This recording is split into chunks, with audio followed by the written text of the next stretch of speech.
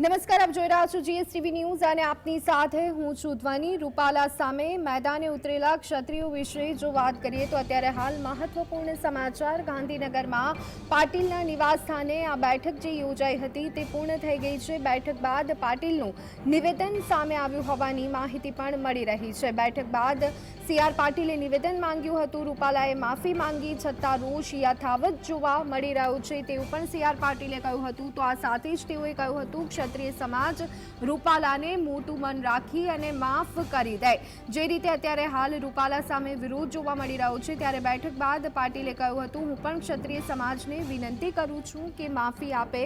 ગાંધીનગરમાં પાટીલના નિવાસ સ્થાને જે બેઠક છે તે પૂર્ણ થઈ ગઈ છે। રૂપાલાએ જે ક્ષત્રિય સમાજ પર ટિપ્પણી કરી હતી અને જે કહી શકાય કે નિવેદન આપ્યું હતું તેને લઈ અને વિરોધ જોવા મળી રહ્યો છે ત્યારે સીઆર પાટીલની અધ્યક્ષતામાં બેઠક યોજાઈ હતી જેમાં ભારતીય જનતા પાર્ટીમાં આગળ પડતા જે ક્ષત્રિય છે તે પણ આ બેઠકમાં હાજર રહ્યા હતા અને બેઠક બાદ સીઆર પાટીલે નિવેદન આપ્યું હતું અને તેઓએ કહ્યું હતું કે ક્ષત્રિયો મોટું મન રાખી અને રૂપાલાને માફ કરી દે। આજ અંગે વધુ અપડેટ મેળવી લઈએ। અમારા સંવાદદાતા જતીન અમારી સાથે જોડાઈ ગયા છે।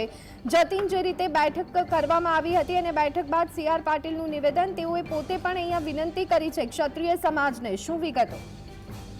સીઆર પાટીલના નિવાસસ્થાને મુખ્યમંત્રી ભૂપેન્દ્ર પટેલ અને સીઆર પાટીલની અધ્યક્ષતામાં બેઠક જે છે તે મળી હતી। મહત્વની વાત છે કે બેઠકની અંદર ચર્ચા જે છે તે કરવામાં આવી હતી કે રાજકોટમાં રૂપાલાનો વિરોધ જોવા મળી રહ્યો છે તેને લઈ સીઆર પાટીલે પ્રેસ કોન્ફરન્સ કરી હતી। પ્રેસ કોન્ફરન્સમાં હું પણ સમાજની માફી માંગુ છું તે પ્રકારની વાત સીઆર પાટીલે કરી હતી। નારાજગી હોય તેઓ માફ કરે। આ વાત મહત્વની વાત છે કે આવતીકાલે 3 કલાકે ગોતા ખાતે સંકલન સમિતિની બેઠક જે છે તે મળશે। બેઠકની અંદર ક્ષત્રિય સમાજના 90 જેટલા સભ્યો જે છે તે હાજર રહેશે અને ભારતીય જનતા પાર્ટીનું નેતૃત્વ પણ હાજર રહેશે અને આગેવાનો દ્વારા જે પણ ચર્ચાઓ જે છે તે કરવામાં આવશે તેને લઈ ક્ષત્રિય સમાજના લોકોએ જીએસટીવી સાથે વાતચીત કરીને વાતચીતમાં તો સ્પષ્ટપણે જણાવ્યું કે અમારી બેઠકની અંદર સ્પષ્ટ માંગણી એ જ રહેશે કે પુરુષોત્તમ રૂપાલાને ટિકિટ પરથી જે હટાવવામાં આવે, ઉમેદવાર પરથી હટાવવામાં આવે, અન્ય કોઈ પણ કાસ્ટનો કોઈ પણ જ્ઞાતિનો ઉમેદવાર લાવવામાં આવે, મેં તેને સપોર્ટ કર્યું હતું। પુરુષોત્તમ રૂપાલાએ જે નિવેદન આપ્યું છે તેને અમે સખત ભાષામાં વખોડી નાખીએ છીએ અને આ નિવેદન નહીં ચલાવી લેવામાં આવે તેવી ચીમકારી જે છે તે ઉપકારી છે। મહત્વની વાત એ રહેશે કે આવતીકાલે 3 કલાકે જે બેઠક મળવાની છે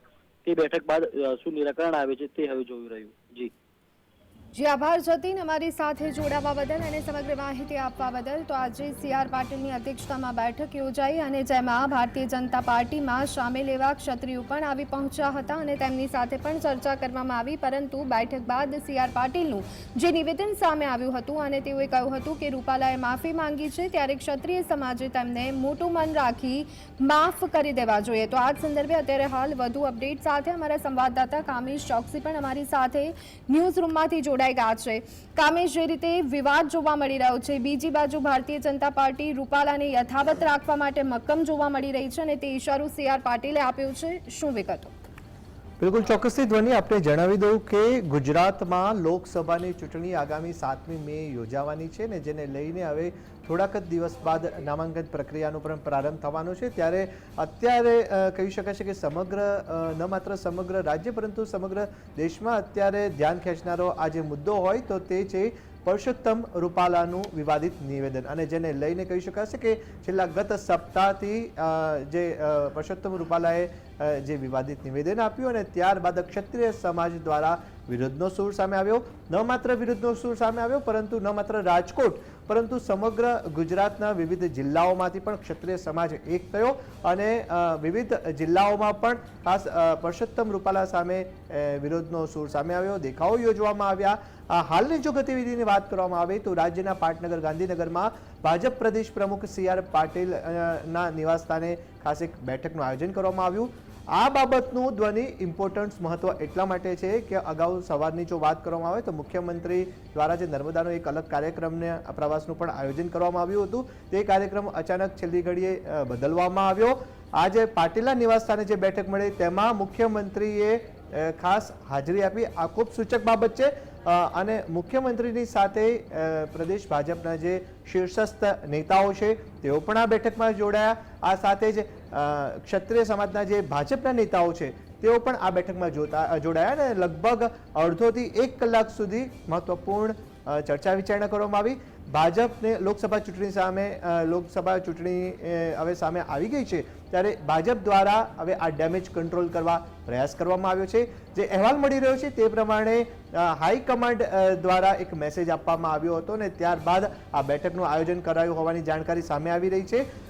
પાટીલના નિવાસસ્થાને જે બેઠક મળીને તેમાં આ ડેમેજ કંટ્રોલ કરવા માટે મહત્વપૂર્ણ મુદ્દાઓ પર ચર્ચા વિચારણા કરવામાં આવી, જેમાં મુખ્યમંત્રીથી માંડી અને તમામ જે શીર્ષસ્થ નેતાઓએ પણ બેઠકમાં ભાગ લીધો, સમીક્ષા કરવામાં આવી.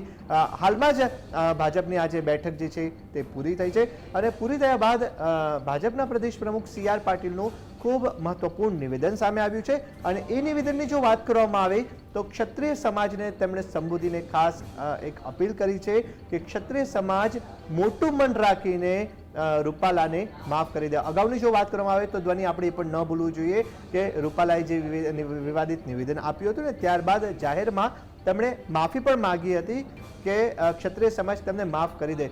છતાં પણ ક્ષત્રિય સમાજમાં અત્યારે કહી શકાય કે ભારે આક્રોશનો માહોલ છે, જેને લઈને ક્ષત્રિય સમાજ હવે એક થયો છે.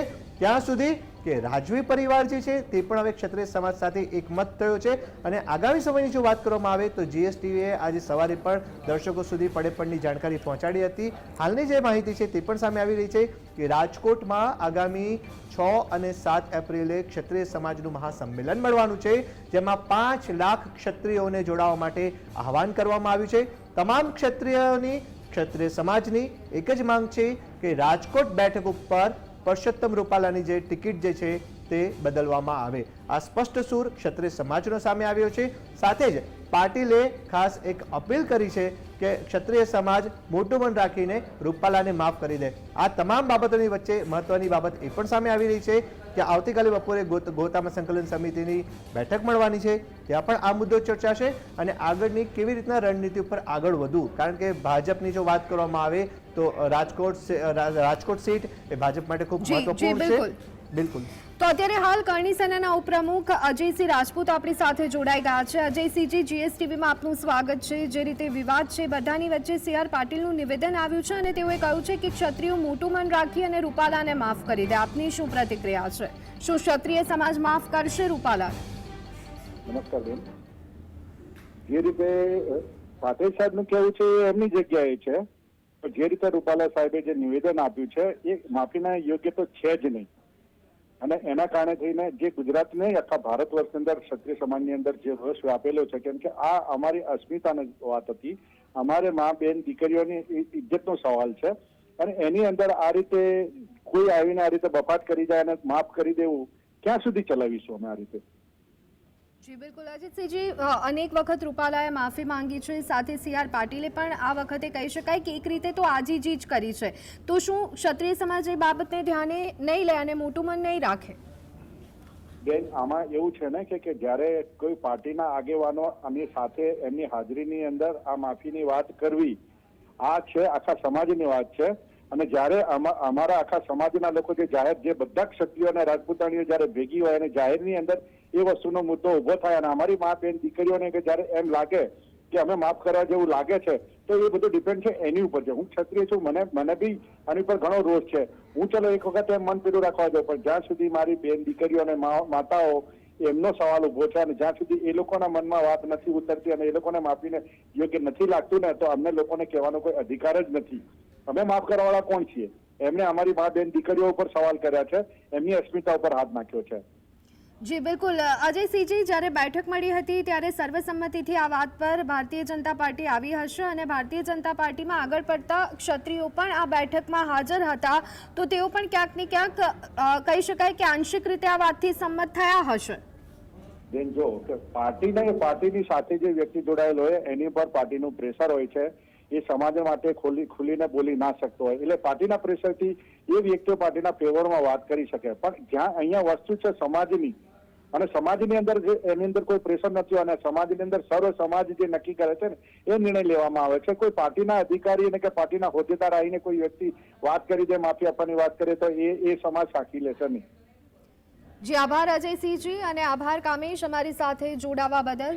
તો અત્યારે હાલ જે રીતના નિવેદન સામે આવ્યું છે CR પાટીલનું, તેમના નિવાસસ્થાને બેઠક યોજાઈ હતી. તે બેઠક બાદ આ નિવેદન સામે આવ્યું છે અને CR પાટીલે કહ્યું છે કે ક્ષત્રિય સમાજે મોટું મન રાખી અને રૂપાલાને માફ કરી દેવું જોઈએ. ત્યારે અત્યારે હાલ રાજપૂત સેનાના ઉપપ્રમુખ અજયસિંહ સાથે પણ વાતચીત થઈ હતી, પરંતુ ક્ષત્રિય સમાજ કદાચ પોતાના નિર્ણયથી પાછું નહીં હટે તેવું તેમનું નિવેદન સામે આવ્યું હતું.